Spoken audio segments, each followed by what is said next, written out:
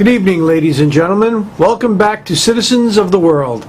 This is Al Zucaro, and just as an opening statement, I'd like to remind you of the theme of our show.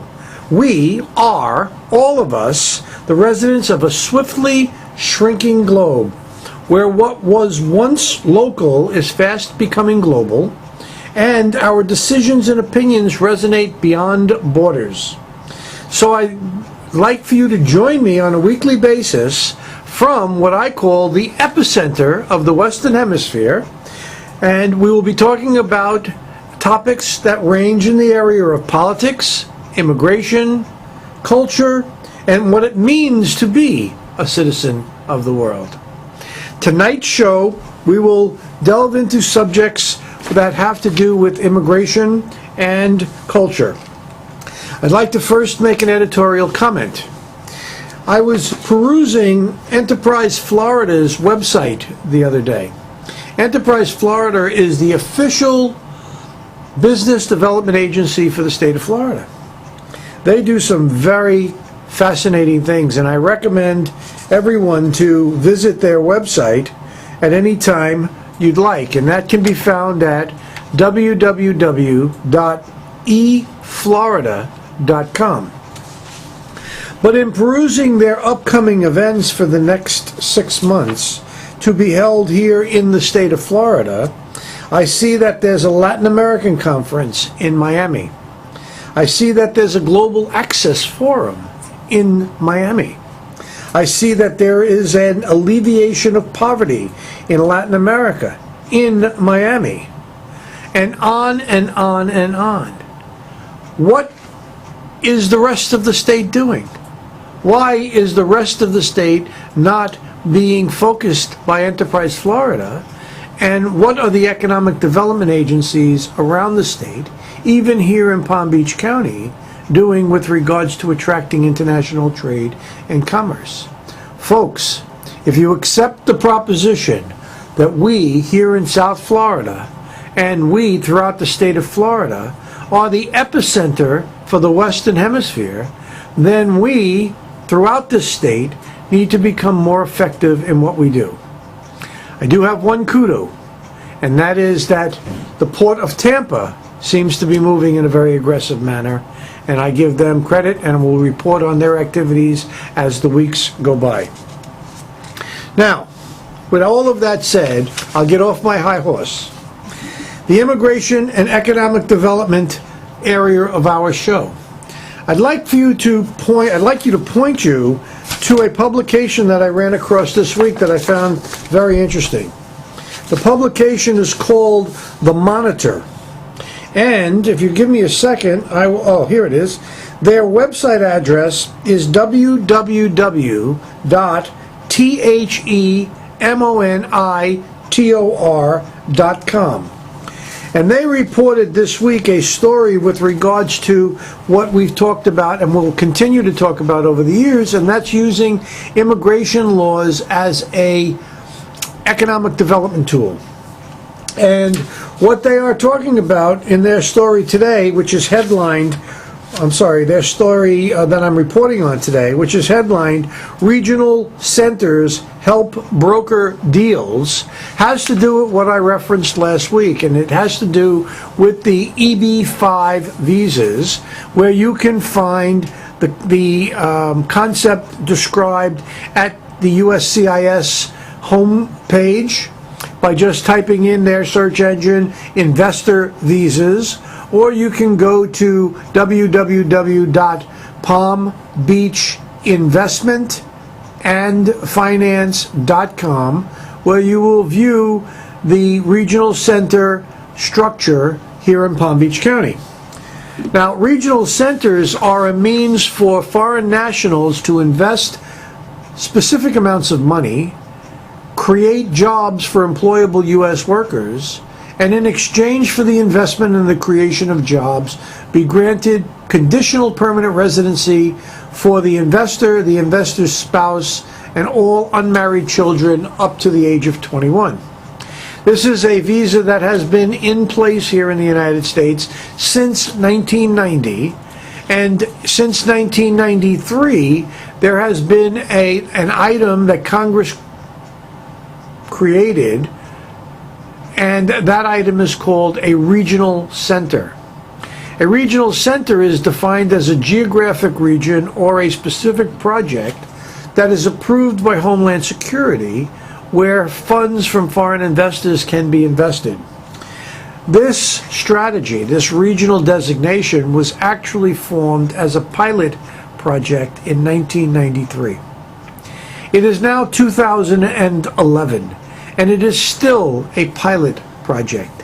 It has been renewed every 5 years by each of the two past presidents, I guess 3 past presidents since 1993, and it is not a controversial item, at least in the halls of Congress, because it does bring foreign direct investment into the United States, and it does create jobs.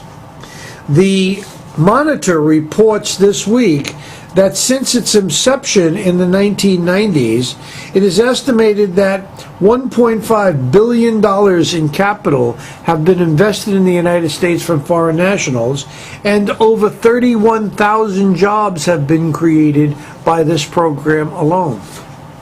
It has become a very attractive program because of the difficulty companies are having in getting credit from banks here in the United States, and it serves a number of public purposes, not the least of which is to attract dollars back to the United States from foreign investors and create jobs for U.S. workers.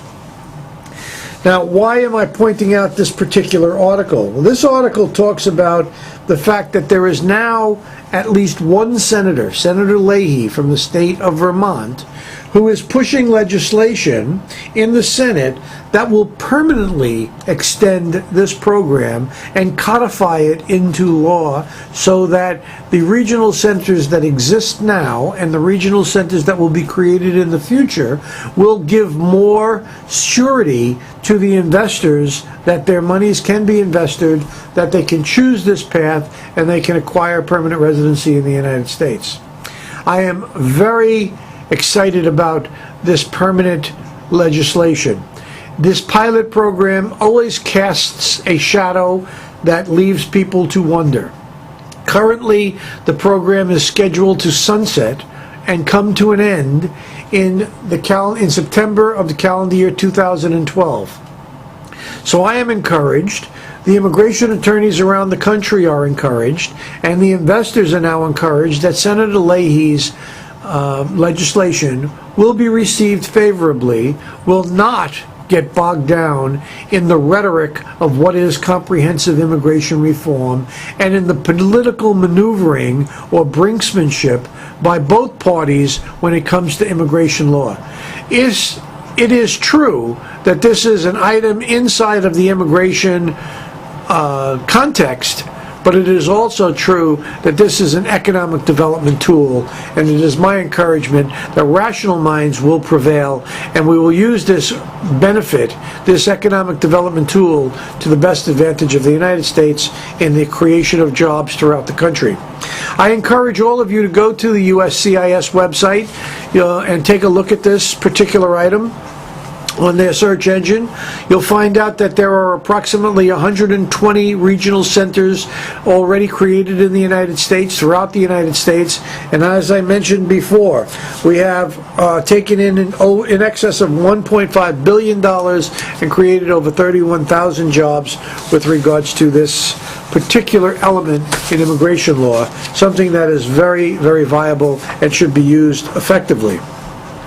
Now, just to take a moment and refresh your recollection, my history in immigration law dates back to the mid-1980s when I began my practice here in Palm Beach County. I was located on Clematis Street in West Palm Beach. I have practiced immigration law to some extent continuously up until and including today.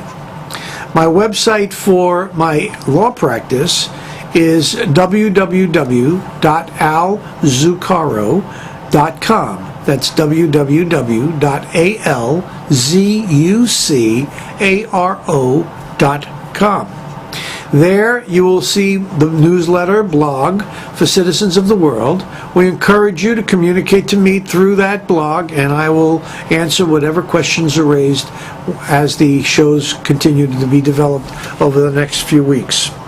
I also would like to point you to a second website with regards to EB5s, and that is www.palmbeachregionalcenter.com. There you will see the various projects that the Palm Beach Regional Center, which I am a manager member of, are the projects we are in the process of attempting to help identify financing. And more are coming. We are currently negotiating with 3 other groups, and we're very excited about that. Finally, I want to remind you that the global marketplace can best be described through the relationship of the World Trade Center Association in New York. Their website is www.wtca.org. Now, again, as a reminder, when most people hear the phrase World Trade Center, you think of the 2 towers that were destroyed in 2001. Those towers, when they were being built, gave birth to a not-for-profit organization that reaches around the world today and has 325 plus or minus members in cities throughout the world, in about 100 countries. World Trade Center Palm Beach is an organization that was started in late 1999, exists even till today, and has helped to develop the international business platform here in Palm Beach County under the banner of www.wtcpalmbeach.com. We have been working along with other economic development agencies here in Palm Beach County for the better portion of the last decade to establish Palm Beach and Palm Beach County as a destination point for business, for commerce, for culture, education, and the like. We believe, as I said before, that South Palm Beach County, in persona, the city of Boca Raton and the city of Delray Beach, are and will always be the epicenter of the United States. At this time, I'd like to take a short break so that you can begin to digest that overbroad statement that I've just made. We'll be right back.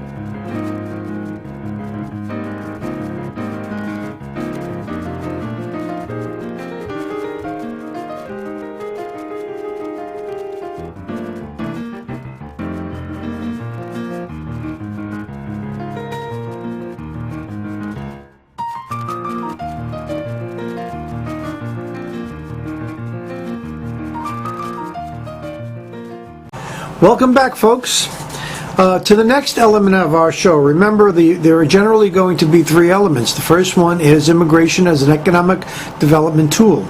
The second one is culture as a precursor to commerce. Well, I would like to give you a little bit of a background in terms of how culture evolves and what it means here in Palm Beach County. Culture is one of the elements that are funded by the bed tax. The bed tax is a tax that is imposed upon all people that rent a room overnight in Palm Beach County, period. It's a percentage tax that is set aside and controlled by an agency, a public-private agency called the Tourist Development TDC, Tourist Development Corporation. The Tourist Development Agency works at the pleasure of the county commissioners and is responsible for taking the funds that are collected vis-a-vis the bed tax and distributing it through a number of different agencies that support various elements. Some of those elements that are supported are film and television. We will talk about that in future editions. Sports, through the Sports Commission. Convention and Visitors Bureau, through the Convention and Visitors Bureau organization. One in particular that I'd like to reference tonight is culture. The Palm Beach County Cultural Council is responsible for aiding cultural organizations to host events that are designed to bring tourists to Palm Beach County. The definition of a tourist is any person that rents a room in a hotel overnight. Now, I have some challenge to that definition, but for purposes of this conversation, let's accept that as a good definition. What culture does is it allows us to see the community, or allows people from around the world to see the community and to visit the community, get a feel for the community, and use that cultural experience as a basis for coming back to the community, both on a personal and professional level. The organization that I'd like to talk about for the moment is the Center for the Arts in Boca Raton. I may have mentioned this last week, but I want to elaborate on it even further. The Center for the Arts is an organization that brings cultural value to the city of Boca Raton and hosts its events in the amphitheater, which is in Meisner Park in downtown Boca, along with the venue that is the cultural center, the Meisner Park Cultural Center, also in downtown Boca Raton. This year, they hosted events over a 12-day period of time that included musical and dance performances, video performances, and book readings from internationally renowned performers and authors over time. The opening night this year, they brought the Canadian Brass, and they performed a wonderful performance that was in the Meyer Amphitheater in an outdoor venue. Beautiful evening, great reception, and even attracted the attention of the Consul General from Miami who sent representation up to participate in the evening. Now, why is all that? Why is Canada so important from a cultural experience? Well, let me give you a couple of reasons why culture is a precursor to commerce.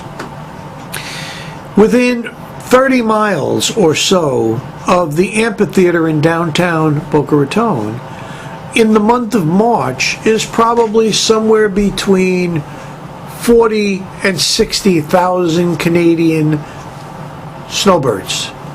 They live there, they play there, they enjoy South Florida during the winter months. So an audience is built in for a Canadian performance. What else is important?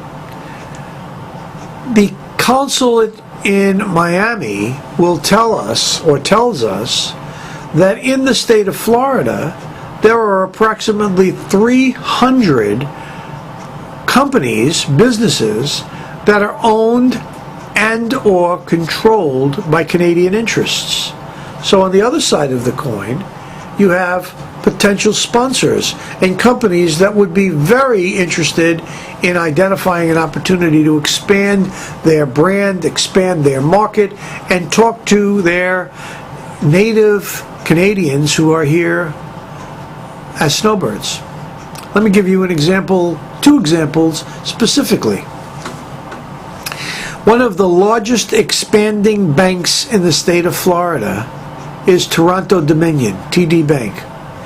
Toronto Dominion bought up all of the Commerce banks about 2 years ago.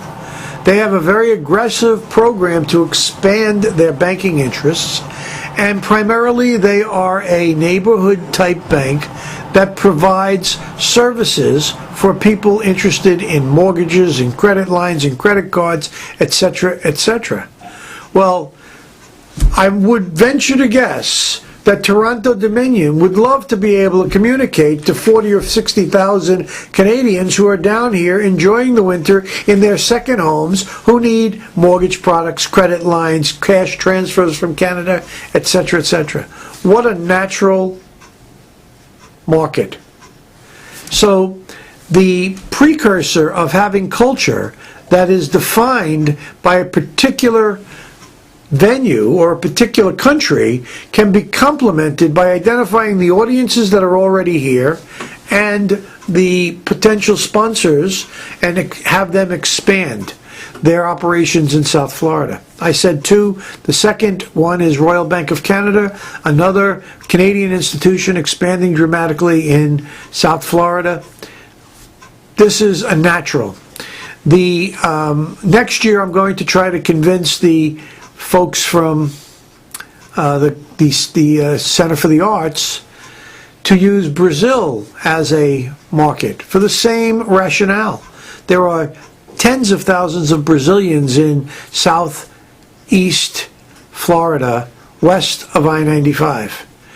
Well, if we bring a Brazilian cultural event, then we can bring Brazilian marketing people, find companies that have Brazilian interests, and build business relationships. I hold the Center of the Arts as one of the best cultural experiences in Palm Beach County, and recommend everybody that's here and listening or afar and coming to visit the Cultural Arts next year. The Center for the Arts performances take place sometime in the month of March. It'll be on the website. You can take a look at that at your leisure. They also this year had 3 other evenings where they had Ballet Latino or Ballet Hispanico.